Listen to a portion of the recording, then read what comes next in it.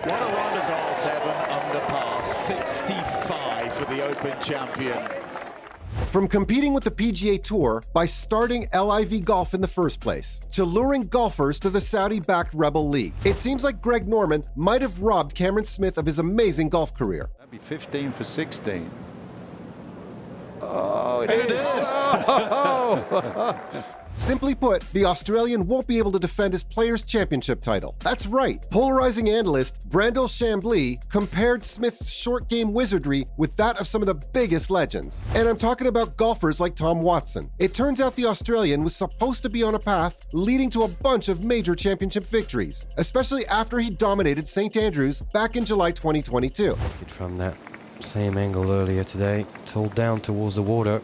This has a good chance.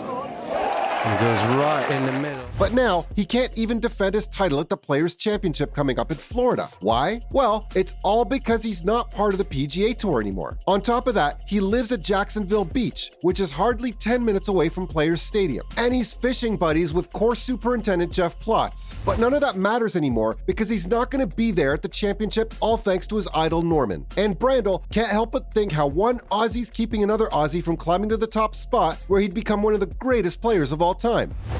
My picture of him is making everything from this range. I would expect that to be. As we've seen, Norman never managed to get there, and the polarizing analyst thinks that Smith could have easily crossed his spot at the top because he's that good. Is that implying that maybe Norman was threatened? Well, let's just say that Smith had a bunch of agents and other people around him telling him all the things he needed to hear to switch to LIV.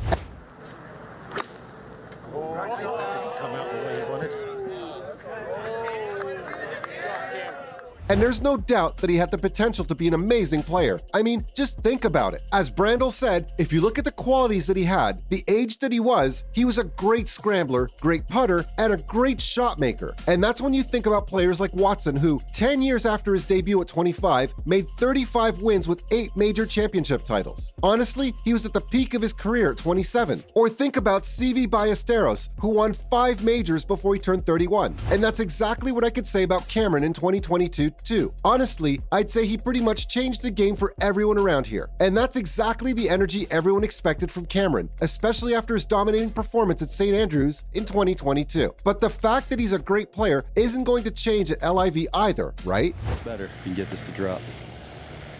There you go. Well, that's true, but he still won't be able to make it to the top. Why? Because he's not going to get ranking points playing in the Rebel League. I mean, back in July 2022, the Australian climbed to the number 2 spot in the world rankings. In fact, he was also named PGA Tour Player of the Year by the end of the season, right after he claimed 2 of golf's most prestigious tournament crowns. And even though he's not going to get any ranking points now, thanks to the regulations of LIV Golf, he's still world number 5. But at least he can still compete in 4 annual majors for at least another 5 years. Oh, really? I think we found his range. Having said that, he had the potential to be one of the greatest legends out there, and a lot of players aren't too glad about his transition either. Even the PGA Tour boss, Jay Monahan, said that it was pretty awkward that Smith was banned from defending his title at the Players' Championship. But what if I told you Smith isn't the only one who's not playing? At least 5 of last year's top 10 finishers at TPC Sawgrass moved to LIV Golf. And I'm talking about some pretty great players like Anirban Lahiri, Dustin Johnson, Harold Varner III, and even Paul Casey. Now, on the other hand, Rory McIlroy definitely thinks it might be better for the defending champion to play in the $37 million event, which, by the way, is also considered to be the 5th major. What a solid putt. Wow. What a start. On the other hand, he thinks that Smith made his own decision in the end, and he needs to stick to it. I mean, we can't all blame Greg for everything now, can we? Sure, he's got a pretty tempting offer to lure these golfers into his Rebel League, but at the end of the day, they're all making these conscious decisions knowing the consequences, even if that means they're not going to be able to play on the PGA Tour. Yep. What a shot.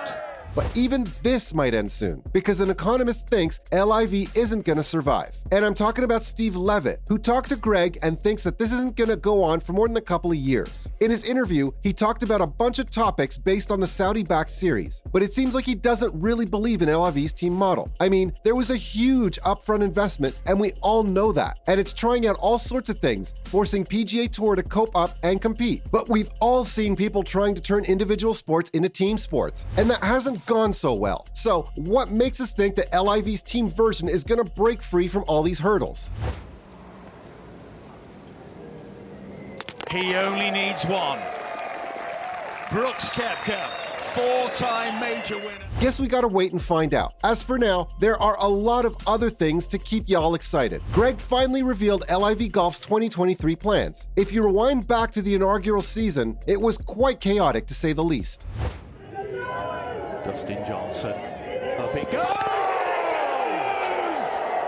Victory for Dustin Johnson! I mean, if the plan was to cause as much disruption as possible, I'd say that went quite well. But by 2022, we all saw a civil war between the PGA Tour and LIV Golf. On top of that, Greg plans on shaking up the landscape of a sport that hardly ever saw any structural change over the past 5 decades. And with more major champions joining the series, it's become quite the controversy. Even Henrik Stenson gave up the honor of captaining Europe at the Ryder Cup just so he could switch to LIV Golf.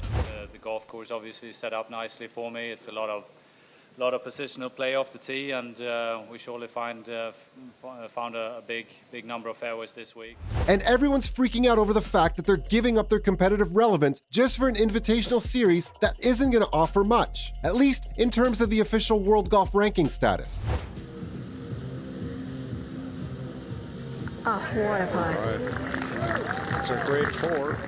Having said that, 2023 is going to be filled with 14 events that are really going to shape the future of this series. We'll finally get to see whether this venture has a place within the golfing ecosystem after all. But behind the scenes, things are going so well. There are already a few signs of second season syndrome, with influential figures abruptly leaving. Take Kingpin Majid Al Sarrour, for example. The tour's director resigned along with the chief operating officer, Atul Kholsa. That said, Greg's still pretty optimistic and announced his roster right before the season opener in Mexico. And now, the 12 four-man teams are locked in for the new campaign. To top it off, LIV is pushing their unique selling point that they can breathe life into golf. Go ahead and check out their website and you'll see a new team finder tool you can use to determine your loyalty. The whole idea behind this team format is basically the prize money, which, by the way, has already been raised by 63% for the 14 global tournaments. With every event, team winners are going to get a purse of £2.5 million.